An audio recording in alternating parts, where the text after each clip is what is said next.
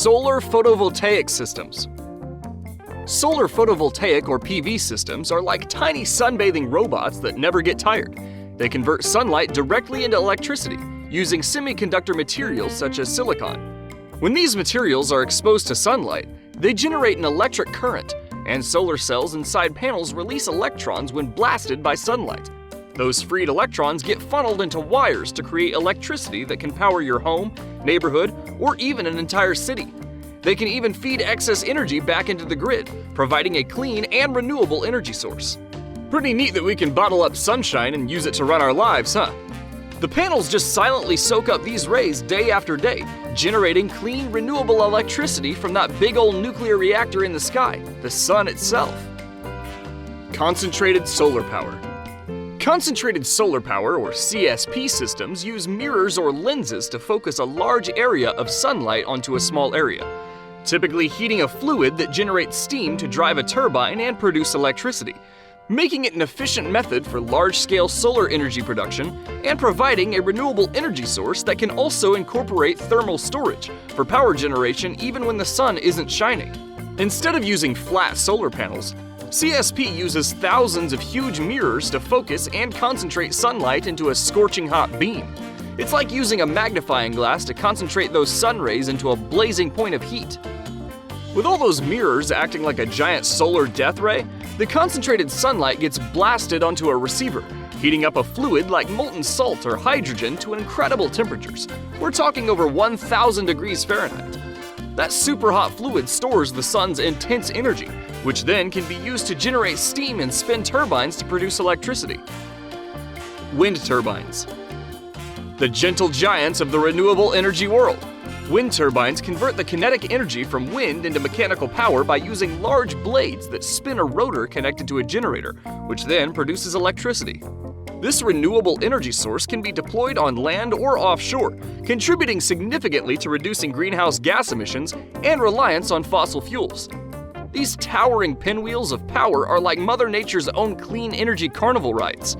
As the wind whispers by, these eco-friendly colossi spring into action, transforming those breezes into a whirlwind of watts. It's like you're giving the wind high fives and turning each slap into electricity. Fun fact, a single rotation of a large turbine blade can power an average home for an entire day. Talk about a productive twirl. These skyscraping energy dancers work tirelessly day and night, in sunshine or rain, as long as there's a breath of wind to keep them spinning. Offshore wind farms. Have you ever seen those awesome alien-looking ocean sculptures? Those are offshore wind farms. Well, hopefully. Anyway, if you're ever driving by the coast and you see these tall, futuristic windmill structures jutting out of the water as far as the eye can see, those are actually wind turbines with blades that span longer than a football field. Offshore wind farms consist of multiple wind turbines installed in bodies of water, typically in oceans or large lakes, where wind speeds are higher and more consistent than on land. Because winds are stronger and more reliable offshore compared to on land, you get a lot more bang for your buck with these ocean-based wind farms.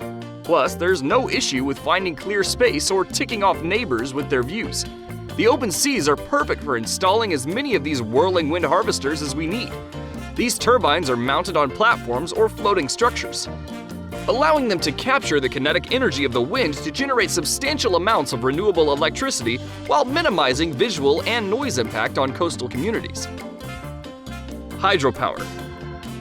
Hydropower, also known as hydroelectric power, harnesses the energy of flowing or falling water to generate electricity, typically by using turbines and generators located in dams or other water management systems.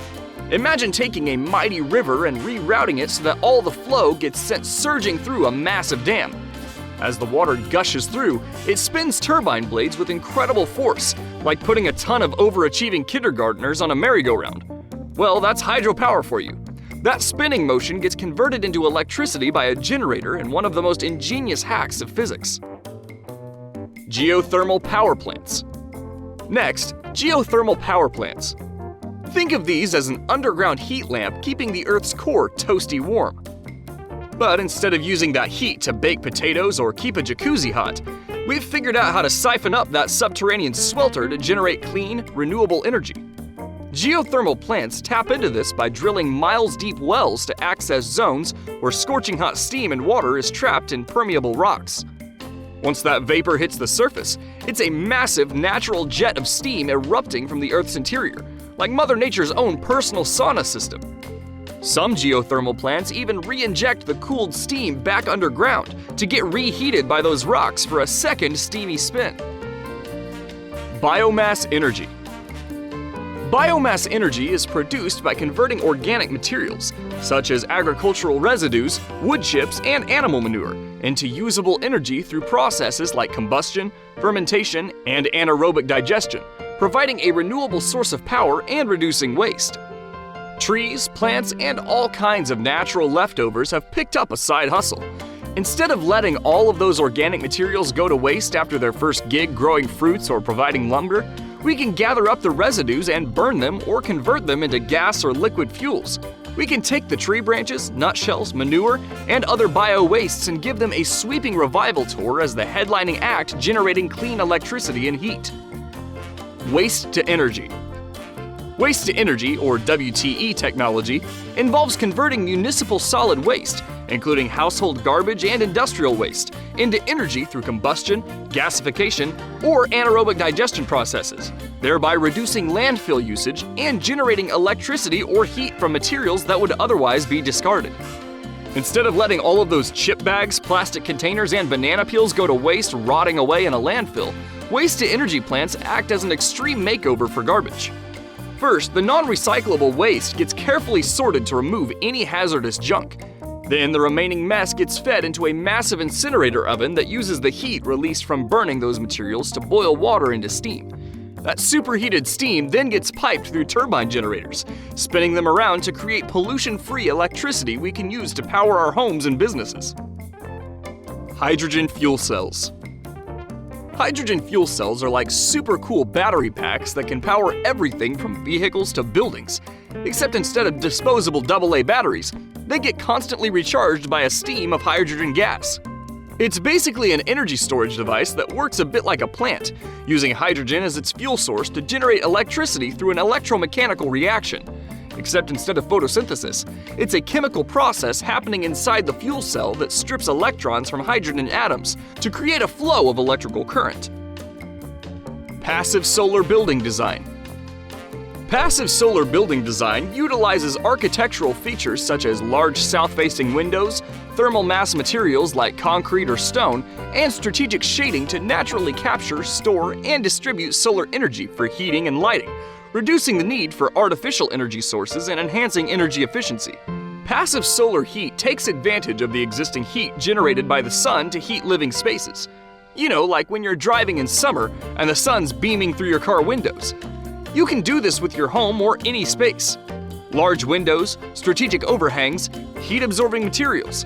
When they're precisely calibrated to let in sunlight during colder months while blocking harsh summer rays, you're practicing passive solar design. Pumped storage hydropower. Did you hear about the 2 lakes that got hired as grid-scale batteries? It was a very liquid employment opportunity. You see, pumped storage hydropower plants use 2 reservoirs at different elevations as a sort of water-based energy storage system. Pumped storage hydropower works by moving water between 2 reservoirs at different elevations. During periods of low electricity demand, excess energy is used to pump water to the higher reservoir.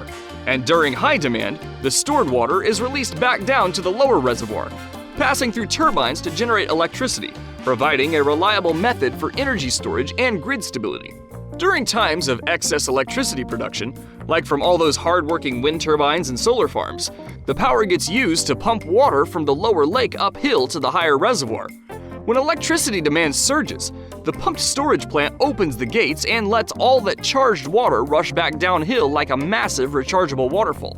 As the water descends, it spins turbines along the way to generate huge bursts of on-demand electricity for the grid. Pumped storage hydropower not only provides a reliable energy backup, but also plays a crucial role in our transition to a sustainable future. From solar and wind to the Earth's own furnaces and waste streams, to storage solutions like hydrogen and pumped hydro, we have an incredible array of renewable tools at our disposal. To learn more about how mobility can contribute to clean energy, check out our video on every electric vehicle feature explained in 10 minutes or less.